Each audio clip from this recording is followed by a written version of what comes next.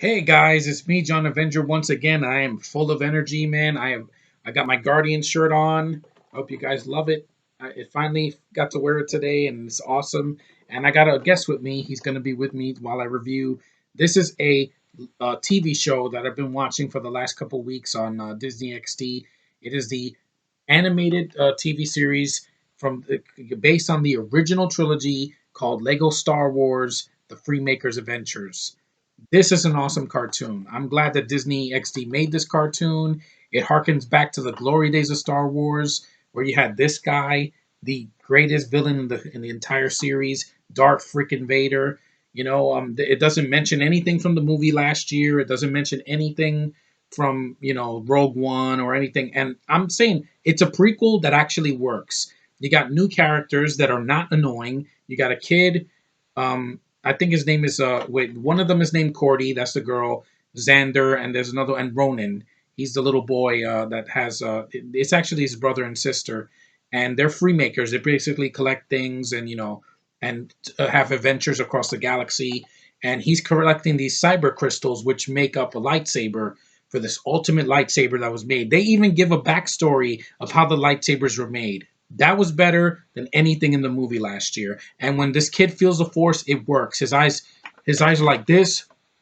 They're white, and I'm not trying to scare anybody. I'm just saying he feels the force like that because he's going to become a Jedi, and he gets the cyber crystals, and it's a fun show. It's not just great for kids. It's for me as an adult. I love it. I think it's awesome.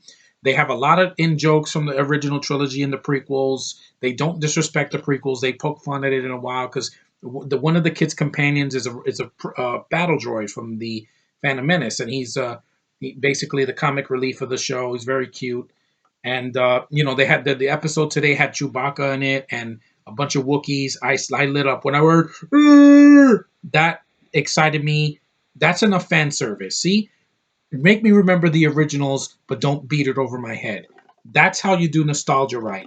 You give us characters that we cared about in the past back, and you don't beat it over our heads. You introduce new characters, but that fit in the series, and they're not forced down our throats. It's not a freaking agenda. It's not a freaking sexist or thing like let's make it a female lead. There is a girl lead, but she's not the main character. It's Ronan, the little boy, who's very cute. I like the voice actor that plays him. I think the voice cast is really stellar. You got Eugene Bird as Xandar, and the kid. I don't know the rest of the voice cast. I think the Cordy is voiced by a lady named Vanessa Lenges or something like that. Yeah, she's decent in the show as well. You got guest voices like Richard Kind, and I think Anthony Daniels is going to be in the show as well. And it's a lot of fun. Like when Darth Vader was in the scenes, he just does stuff that I'm like, wow, that was something that was missing in the Force Awakens. This guy, all you saw was a crushed helmet, which made no sense because why is his helmet crushed and burnt on the side? And I thought it was burned at the end of Return of the Jedi. But anyway, that's not about that. This is about the real Star Wars, the originals, the ones that matter, the ones that will live forever. I don't care if Rogue One has Darth Vader. He's going to be in it for 5 minutes and then he's forgotten. Just like in Episode 3, that they just barely used him, which was cool to hear it. I mean, this guy's breathing is better than anything in the new movie. And, this new cartoon is clear. This is what I want for as a fan to make me feel like the originals matter. Not that this reboot is going to like make it disappear because you can never take away the majesty that is the original trilogy. Episodes 4, 5, and 6. Yeah. And that's enough fan service for me. You don't need to beat me over the head with references from the originals out of nowhere. You don't need to remind me of the past because this show already does it and it does it well. I care more about this cartoon, Lego Star Wars, The Freemakers Adventures, more than the new game that's coming out tomorrow, the Lego Force Awakens, which I have no interest in. Yeah, take a movie that I was very mixed on and turn it into Lego, and you're not going to make it funny. It's not going to appeal to me. It's going to have the same actors from the movie that I didn't care about. This I care about. You got Vader. It's not voiced by James Earl Jones, but the guy tries. Damn it, he does try. And he's like, oh, it's a great voice, and he breathes. The breathing is still Darth Vader. That's something Kylo Ren didn't have. And I don't hate Kylo Ren. I still got my bobblehead right here. See? Awesome little Funko Pop that I will keep forever because this was a gift.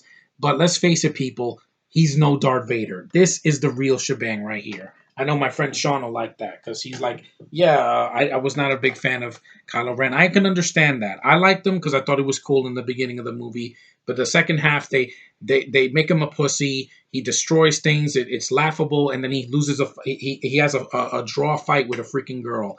In this cartoon, there's none of that. There is a villain that's a female, voiced by Greg Griffin from Scooby Doo. She does the voice of Daphne. She's all right. I mean, she's basically kind of a bipolar villain. She's got like white makeup on her face, and then when she gets evil, it turns red. I'm like, it's all right. Vader's still the best. This is the best villain in the Star Wars canon.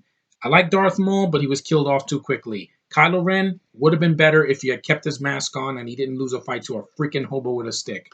This guy is a badass. He's the best. His breathing gives me chills to this very day. When I heard that when I was a kid, I was like, "Wow, this guy's awesome." It's ironic that a guy that has a breathing problem is more memorable than a lot of villains we get in a lot of sci-fi movies today, and that's no BS.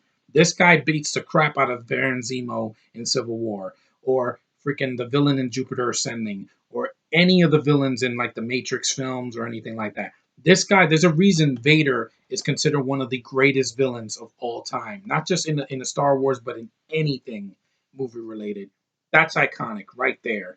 And I wanted to show you my bank because it fits since he's in this Lego Star Wars cartoon, and I really enjoy this.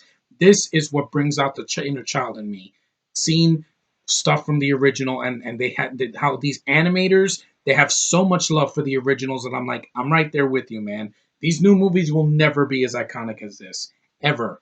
And if anybody says that Rogue One is better than the original trilogy, that's your opinion. You can stick by it. I'm not going to say you're stupid, but these are the movies that matter, the classics, the everything that harkens to the originals. Even the prequels had respect for the originals. They didn't piss all over it. They kept some things consistent. That Anakin becomes Vader. That was consistent. Here, this guy right here will live forever. And this cartoon is awesome. I loved it. I had to review something Star Warsy that was not a movie, but a show that just recently came out as Sci-fi. I like it. I think it's awesome. It's not just for kids. I don't think the jokes are that stupid. They're actually pretty funny, and I really love the fan service. It works, and the show's only 25 minutes long. It's not 2 hours. It's not 2.5 hours. It's 25 minutes long, and it did more fan service in 5 episodes than one movie could do. And see, Abrams didn't touch it. It doesn't have his feels, you know?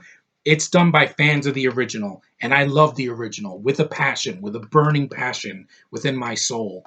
And Vader gets respected in that show. Yeah, they joke with him because they're trying to have fun. They're not trying to make it super dark and super serious. And they don't have some stupid girl named Jean Erso going, Arabelle, Arabelle. You don't need that. This is my Star Wars. This is my new Star Wars.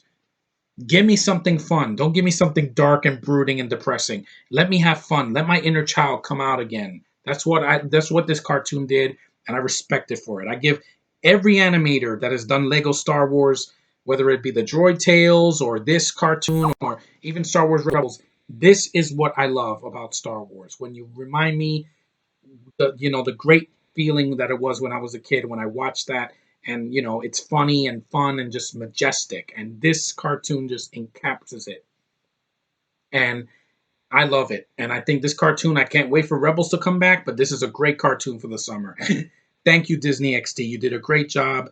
I really enjoyed this cartoon. This is what I want from my Star Wars, harking back to the originals, the things that matter to me the most. And you respect Darth Vader, you respect the Emperor, you respect the mythology, you don't piss on it, you don't kill off a character that we love. Yeah, you give us what we want, and that's why I'm going to keep watching this cartoon. Thank you, Disney XD. Thanks, guys, for watching. I hope you guys enjoyed this video. It's pretty long. It's almost 10 minutes long, but I promise you the next video will be a little shorter. But when I talk about something Star Wars that I love, I'm going to go for it, man. And thanks for watching, liking, subscribing, commenting. I hope you guys leave a lot of comments on this video. Vader power forever, man. This guy is the best. You cannot overshadow him. So anyway, thanks for watching and take care, and we'll see you in the next review.